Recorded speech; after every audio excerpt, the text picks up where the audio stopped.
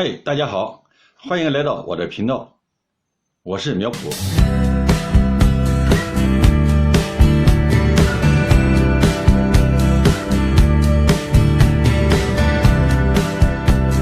1972年，尼克松总统访问了中国，在那以后，中国掀起了一股学习英语的热潮。我记得那时候我还在上小学，学习英语的第一句话就是 Long live Chairman Mao。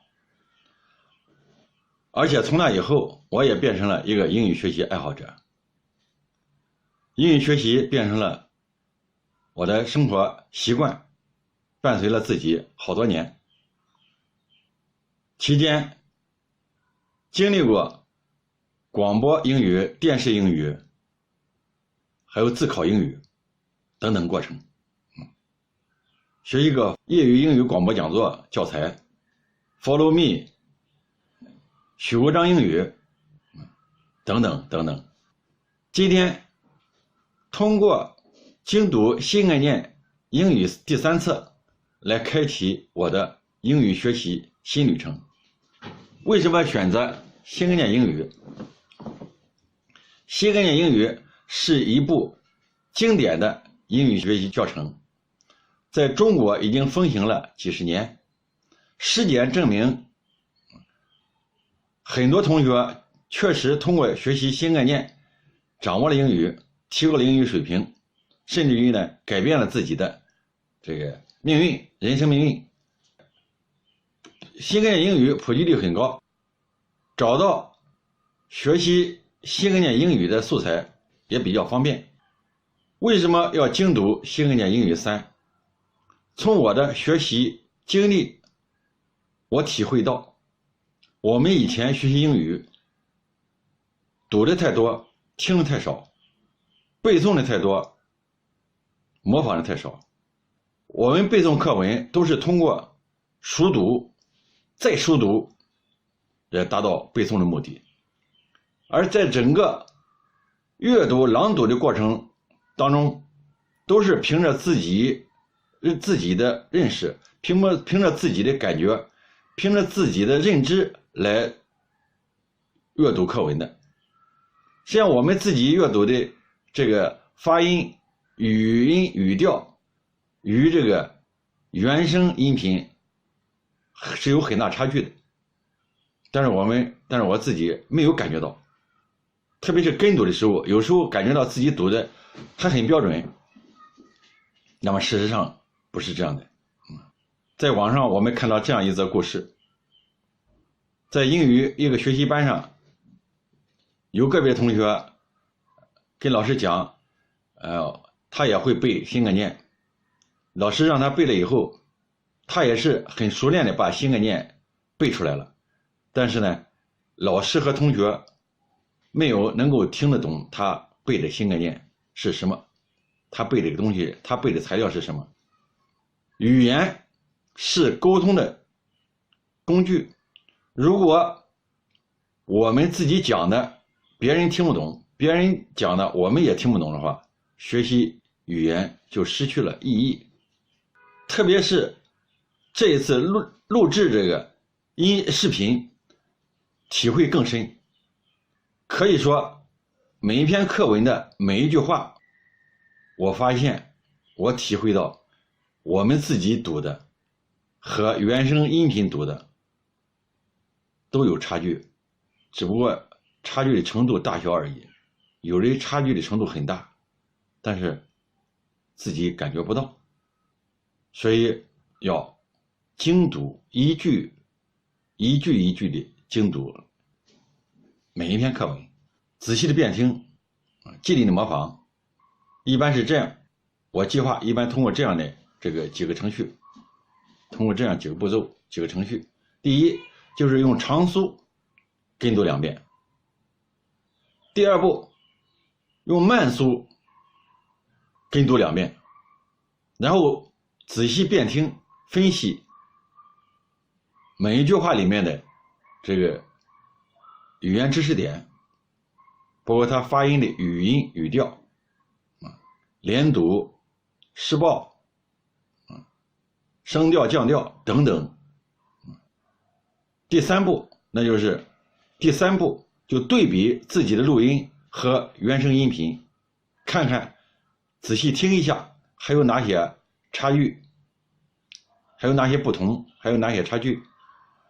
然后再纠错，反复的来纠错，直到你自己的录音和原声音频接近为止。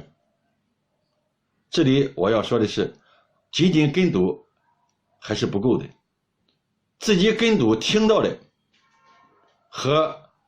原声音频差不多，但实际上不是这样的。只有通过录音和原声音频对比，才能发现这里面确实是存在很大差异。这种差异比比皆是。随便举一个例子，在第3次第1课第1句话 Pumas are large cat-like animals which are found in America， 这句话很多同学都是耳熟能详的，但是我在读这一句话的时候，我发现仔细的听了以后就有错误。不仅仅这一句话有错误，这一句话的第一个单词就有错误。它单词原声音频是 Pumas， 而我们读成了 Pumas， 就是语调不一样。这个我自己跟读的时候是没有发现的，听了录音以后才会发现的。Pumas are large, cat-like animals which are found in America. Pumas are large, cat-like animals which are found. 当然，在这一篇课文当中，他有时候也是读的 Pumas， 也是读的是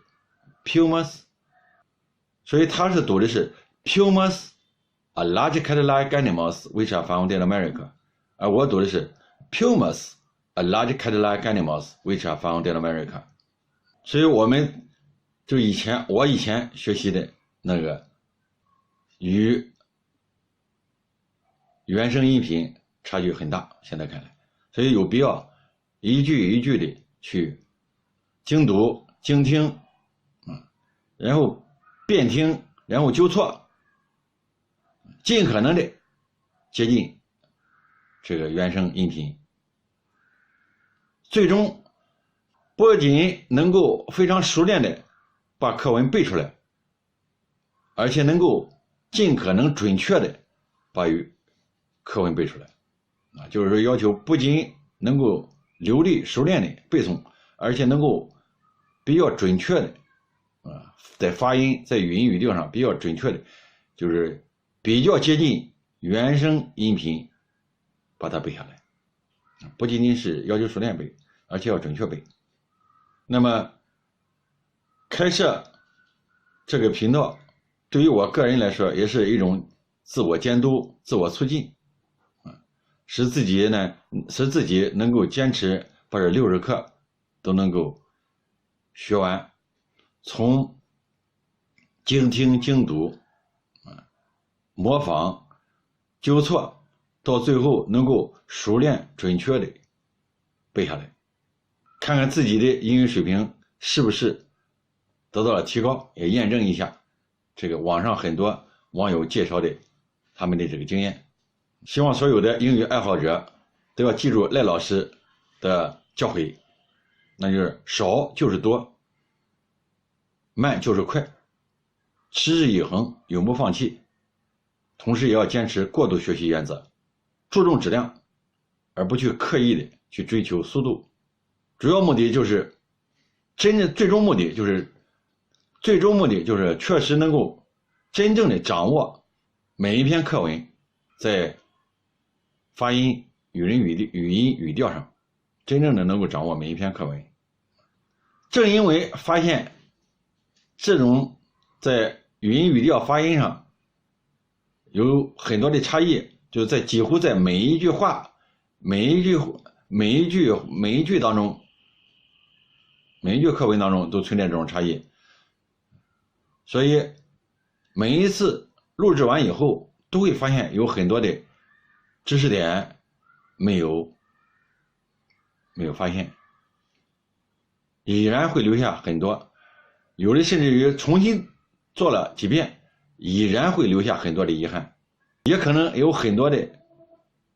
这个错误我都没有发现。希望有更多的网友能够关注订阅我的频道，也帮助我发现我的发音语音语调与原声音频的发音语音语调之间的差距。有这方面兴趣的朋友，共同学习，共同促进，共同提高，把精读新概念英语第3册作为我们英语学习的新旅程。